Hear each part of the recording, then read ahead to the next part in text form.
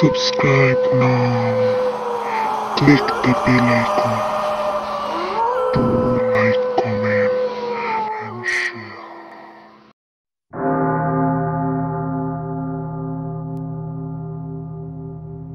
Hello viewers, আমি লামিয়া আপনাদের স্বাগতম জানাচ্ছি লামিয়া স্টোরি ল্যান্ড চ্যানেলে। আমরা আমাদের এই চ্যানেলে সকল ধরনের গল্প, উপন্যাস, সত্য ঘটনা, ছোট গল্প ও বিদেশি গল্পের অনুবাদ দিয়ে থাকি। সকল গল্পগুলো আপনারা চ্যানেলের প্লেলিস্টে পেয়ে যাবেন। বন্ধুরা, শুরু করছি ডার্সি কোটসের লেখা দি হাউস অফ শ্যাডোজ, যার বাংলা অনুদিত নাম ছায়াবাড়ি। আজকে পর্ব 29। সোফি কিছু না বলে শুধু জোসেফের কাঁধে মাথা রাখল। অনেকক্ষণ তারা ওইভাবে দাঁড়িয়ে রইল। একসময় সোফিকে ওই অবস্থাতেই ধরে ধরে জোসেফ বাড়ির দিকে এগোতে লাগলো। বাড়িতে ঢুকে নিস্তব্ধ হলওয়ে আর সিঁড়ি অতিক্রম করে থার্ড ফ্লোরে এসে ঘরের দরজায় এসে না পৌঁছানো পর্যন্ত ওদের মধ্যে আর একটিও কথা হলো না। আমি আর এই ঘরে থাকবো না। পরিচিত বেডরুমটাকে দেখেই ফের ভয় জাগিয়ে উঠল সোফির মধ্যে। কিছুক্ষণ আগে এই ঘরে দেখা মেরির সেই ভয়াবহ চেহারাটা ভেসে উঠল ওর চোখের সামনে। জোসেফ বলল, আমি তাহলে তোমার সঙ্গে থাকবো? এবার আশ্বস্ত হলো সোফি, মাথা নেড়ে সম্মতি জানালো। দুজনে প্রবেশ করলো ঘরে। ঘরটা যথারীতি পরিষ্কার পরিচ্ছন্ন। এক পাশে ফায়ার প্লেসে আগুন জ্বলছে। বাইরে শীতার্ত ভাবটার হাত থেকে এতক্ষণে মুক্তি পেল সোফি। জোসেফ ওকে যত্ন করে আগুনের পাশে আর্ম চেয়ারে বসিয়ে দিল। তারপর ধীর পায়ে বেরিয়ে গেল ঘর ছেড়ে। একটু পরেই ফিরে এলো হাতে কয়েক গোছা মোটা কম্বল নিয়ে।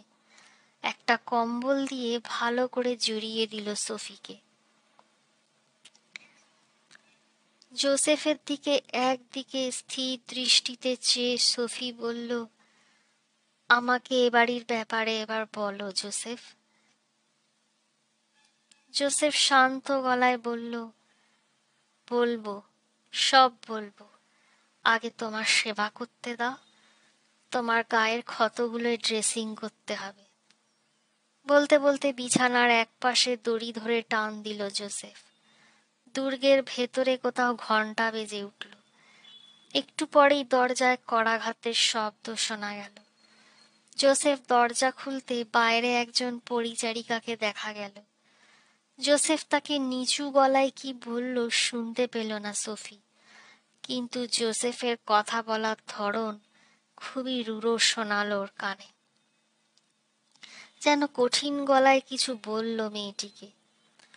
সোফি এই সুযোগে নিজের গা থেকে কম্বলটা খুলে হাতের সেই কাটা জায়গাগুলো দেখতে লাগলো, যেখানে কামড় বসিয়েছিল জ্যান্ত মৃতদেহটা।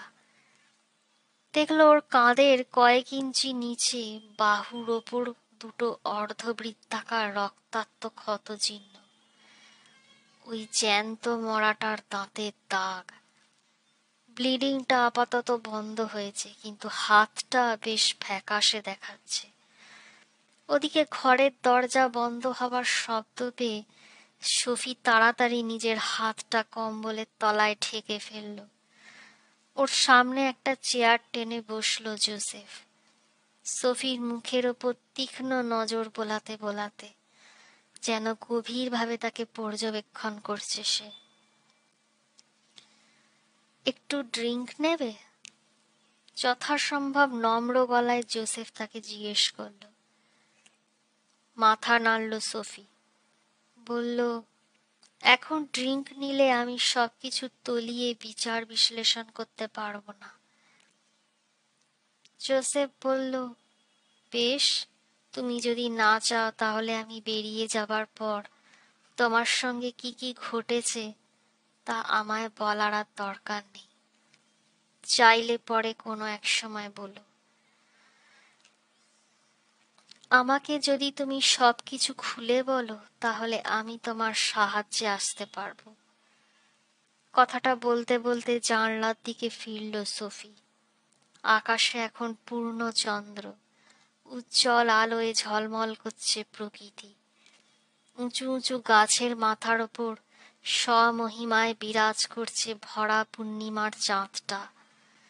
সেদিকে তাকিয়ে সোফি গাঢ় স্বরে কেটে কেটে বলল,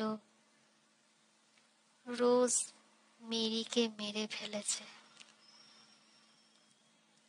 গভীরভাবে একটা শ্বাস নিল জোসেফ। গম্ভীরভাবে কিছু যেন চিন্তা করতে করতে নাকের ওপর দুটো তর্জনী ডলতে শুরু করল। মুখে কিছু না বললেও সে যে সোফির কথাটায় ভেতরে ভেতরে বেশ ব্যথিত হয়েছে বোঝাই যাচ্ছে। সোফি গায়ে জড়ানো কম্বলটাকে আরো শক্ত করে টেনে ধরল নিজের গলায়। তারপর বলল, ওর বডিটাকে ওরা ওই লাল দরজাটার কাছে রেখে দিয়েছিল। তারপর ও ফিরে এলো। এই পর্যন্ত বলেই সোফি যেন নিজের মনেই একবার শিউরে উঠল। কম্বলটা ভালো করে নিজের গলা পর্যন্ত টেনে ধরল। তারপর ধরা গলায় বলতে লাগলো, না, ভূত ঠুত বলে মনে হচ্ছিল না ওকে। এমনকি জঙ্গলে যাদের দেখেছি তাদের মতোও নয়, জীবিতও নয়, অথচ আত্মা বা স্পিরিট বলেও মনে হচ্ছিল না ওকে দেখে।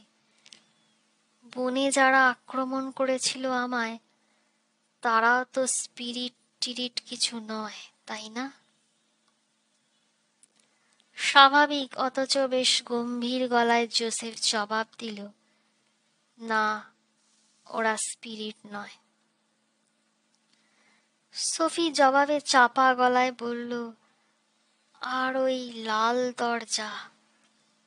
লাল দরজাটার পেছনে আরো অনেক রহস্য আছে বলে আমি মনে করি। নিছক ওদিকটায় অনেকদিন মেইনটেনেন্সের কাজ করা হয়নি বলে তুমি আমাকে ওদিকে যেতে দাওনি, কিন্তু এটা মোটেও প্রকৃত কারণ নয়। আরো অনেক বড় রহস্য আছে। আবিষ্টের মতো মাথা নাড়ল জোসেফ। হ্যাঁ। ঠিক এই সময় বাইরে থেকে ঘরের দরজায় কড়াঘাত পড়তে জোসেফ উঠে গিয়ে দরজা খুলে দিল। পরিচারিকা মেয়েটি তোয়ালে আর গরম জলের পাত্র নিয়ে ঘরে ঢুকলো। আর্ম চেয়ারের এক পাশের টেবিলে ওগুলো রেখে দিল। ওর পেছন পেছন আর একজন পরিচারিকাও ঢুকেছিল। হাতে তারও গরম চা আর এক প্লেট বিস্কিট। চা আর বিস্কিটের প্লেটের দিকে ইশারা করে দেখিয়ে জোসেফ বলল, খাও, শরীরে স্ট্রেংথ আসবে। সোফি শান্ত গলাতেই বলল, খাবো, তবে তার আগে তুমি আমায় বলো, কেন তুমি নর্থ উড ছেড়ে যেতে চাও না? কেন তুমি তখন বললে এখান থেকে পালাবার চেষ্টা করলে এই নর্থ উড আমাদের মেরে ফেলবে? এবার আবছা একটা হাসি ফুটে উঠল জোসেফের ঠোঁটের কোণায়। বলল, তুমি বড্ড বেশি টেনশন করো সব কিছুতে। কিন্তু হ্যাঁ, আমি তোমার কাছে প্রমিস করেছি, আমি তোমার কাছে এবারই সব কিছু খুলে বলবো।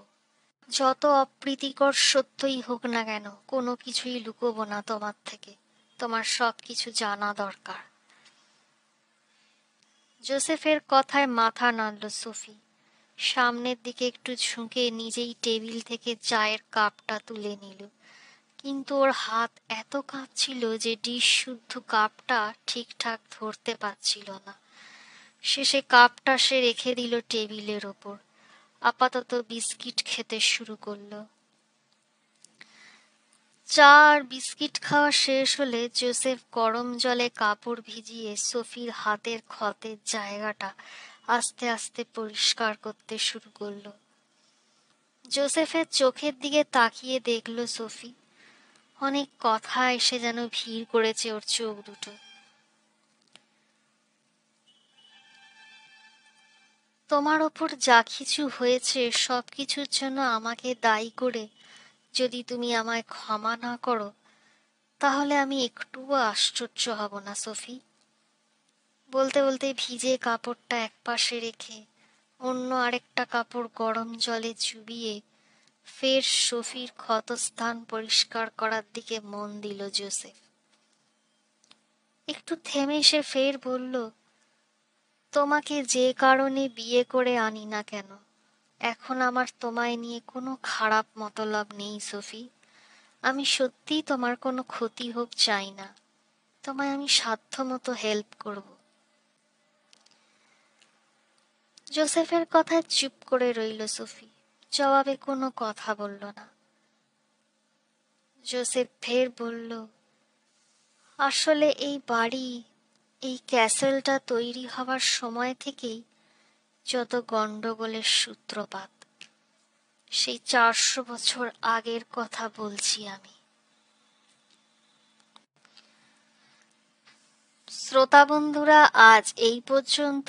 আগামী পর্বে আপনারা দেখবেন এই নর্থউড ক্যাসেলের কি ইতিহাস রয়েছে, যে যাচ্ছন্ন বাড়িতে ওই ক্যাসেলে কেউ মারা গেলে সঙ্গে সঙ্গে তার মৃতদেহ ওই লাল দরজার কাছে রেখে দিয়ে আসা হয়।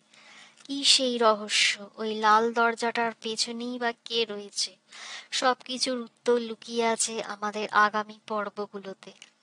আমাদের চ্যানেলের গল্পগুলো ভালো লাগলে দয়া করে আমাদের চ্যানেলটিকে সাবস্ক্রাইব করবেন, ভিডিওগুলি লাইক করবেন, কমেন্ট দিয়ে নিজেদের মতামত জানাবেন। ধন্যবাদ। গল্পটি শোনার জন্য আপনাদের সবাইকে অসংখ্য ধন্যবাদ। পরবর্তী পর্ব পেতে অবশ্যই আমাদের চ্যানেলটি সাবস্ক্রাইব করুন এবং বেল আইকনটি ক্লিক করুন। গল্পটি ভালো লাগলে অবশ্যই ভিডিওটিতে লাইক ও কমেন্ট করে জানাবেন। শুভরাত্রি।